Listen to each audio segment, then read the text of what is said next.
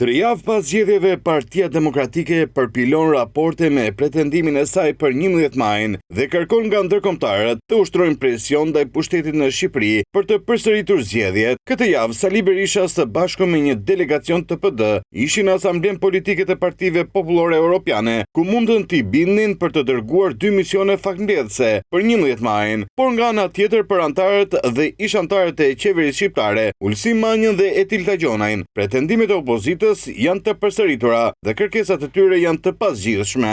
Kemi të paktën 10 palë zgjedhje që unë e ti e kemi parë këtë film. Është një film i parë këtë?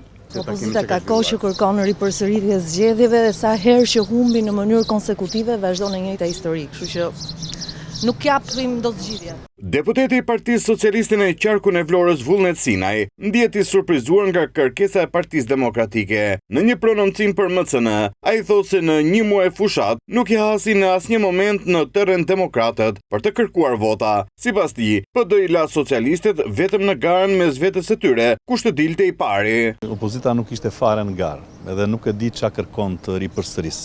Opozita të merrte pjesë në garë.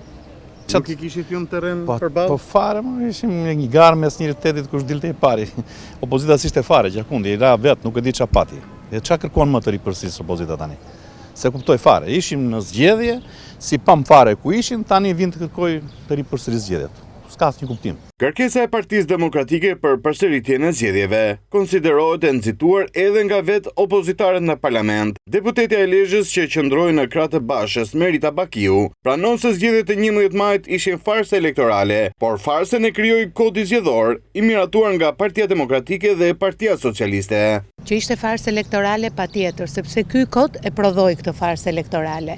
Duhet presim raportin e OSO dhe Odirit dhe pastaj mund gjykohet për këtë gjë. Ndërkohë Partia Demokratike do të dërgojë brenda mesit të qershorit raportin final me pretendimet e tyre për farsën e 11 majit në selit ndërkombëtare. Përmes këtij raporti kërkojnë një qeveri teknike për të organizuar zgjedhjet e reja.